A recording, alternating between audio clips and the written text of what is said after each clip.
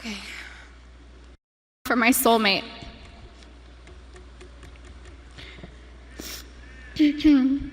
Kobe was known as a fierce competitor on the basketball court. The greatest of all time, a writer, an Oscar winner, and the Black Mamba.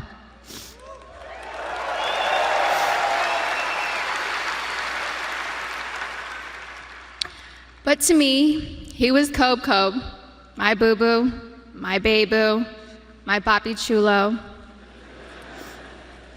I was his Bibi, his principesa, his reina, his queen mamba, and his Visky, Maniski, Fabuliski. I couldn't see him as a celebrity, nor just an incredible basketball player. He was my sweet husband and the beautiful father of our children.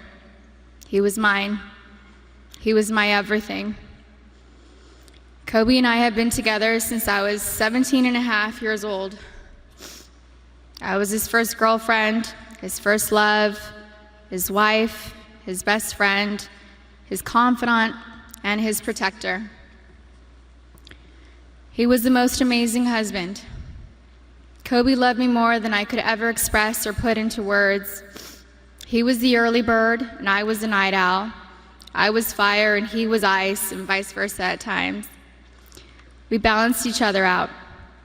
He would do anything for me. I have no idea how I deserved a man that loved and wanted me more than Kobe. He was charismatic, a gentleman. He was loving, adoring, and romantic. He was truly the romantic one in our relationship and looked forward to Valentine's Day and our anniversaries every year. He planned special anniversary trips and a special traditional gift for every year of our marriage. He even handmade my most treasured gifts. He just thought outside the box and was so thoughtful, even while working hard to be the best athlete.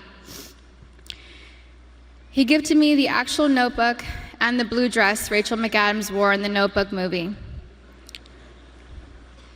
When I asked him why he chose the blue dress, he said it was because it's a scene when Allie comes back to Noah. We had hoped to grow old together like the movie. We really had an amazing love story. We loved each other with our whole beings, two perfectly imperfect people, making a beautiful family and raising our sweet and amazing girls. A couple weeks before they passed, Kobe sent me a sweet text and mentioned how he wanted to spend time together. Just the two of us, without our kids, because I'm his best friend first. We never got the chance to do it. We were busy taking care of our girls and just doing our regular, everyday responsibilities. But I'm thankful I have that recent text. It means so much to me. Kobe wanted us to renew our vows. He wanted Natalia to take over his company, and he wanted to travel the world together.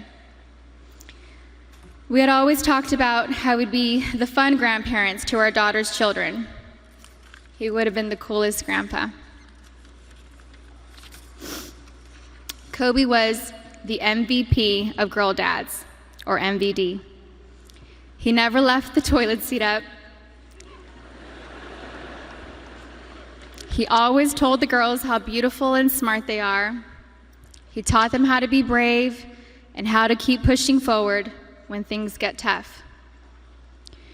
And when Kobe retired from the NBA, he took over dropping off and picking up our girls from school since I was at home pregnant with Bianca and just recently home nursing Capri. When Kobe was still playing, I used to show up an hour early to be the first in line to pick up Natalia and Gianna from school, and I told him he couldn't drop the ball once he took over. He was late one time, and we most definitely let him know that I was never late. So we showed up 1 hour and 20 minutes early after that. He always knew there was room for improvement and wanted to do better. He happily did carpool and enjoyed spending time in the car with our girls. He was a doting father, a father that was hands-on and present. He helped me bathe Bianca and Capri almost every night. He would sing them silly songs in the shower and continue making them laugh and smile as he lathered them in lotion and got them ready for bed.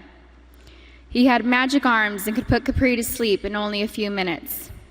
He said he had it down to a science, 8 times up and down our hallway.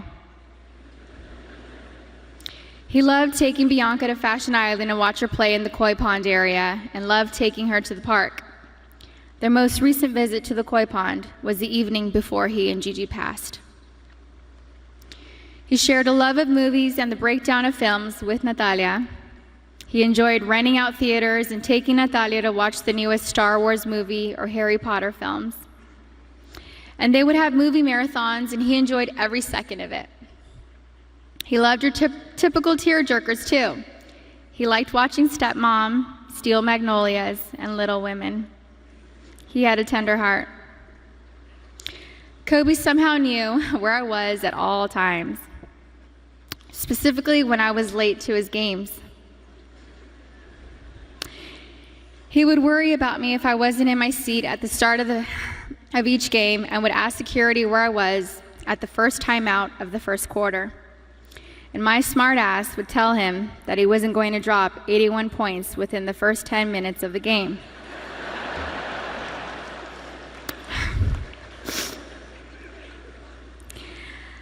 I think anyone with kids understands that sometimes we can't make it out the door on time. And eventually he was used to my tardiness and bawled out. The fact that he could play on an intense professional level and still be concerned by making sure we made it to the game safely was just another example of how family came first to him. He loved being Gianna's basketball coach. He told me he wished he would have convinced Natalia to play basketball so that they could have spent even more time together. But he also wanted her to pursue her own passion. He watched Natalia play in a volleyball tournament on her birthday, on January 19th. And he noticed how she's a very intelligent player. He was convinced she would have made a great point guard with her vision of the court. And he told me that he wanted Bianca and Capri to take up basketball when they get older so he could spend just as much time with them as he did with Gigi. And Kobe always told Bianca and Capri that they were going to grow up and play basketball and mix their ass up. Now they won't have their daddy and sister here to teach them, and that is truly a loss I do not understand. But I'm so thankful Kobe heard Coco say, "Dada." He isn't going to be here to drop Bianca and Capri off at pre-K or kindergarten. He isn't going to be here to tell me to get a grip V when we have to leave the kindergarten classroom, or show up to our daughter's doctor's visits for my own moral support.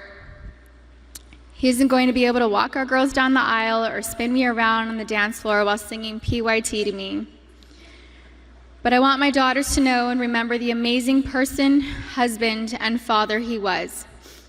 The kind of man that wanted to teach the future generations to be better and keep them from making his own mistakes.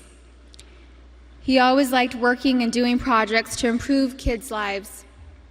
He taught us all valuable lessons about life and sports through his NBA career, his books, his show Detail, and his Punies podcast series.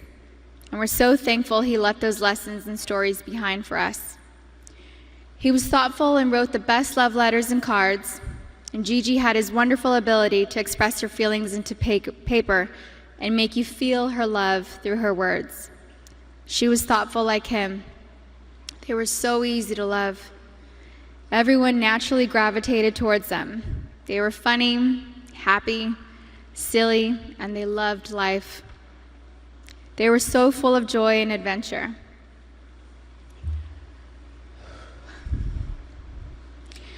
God knew they couldn't be on this earth without each other.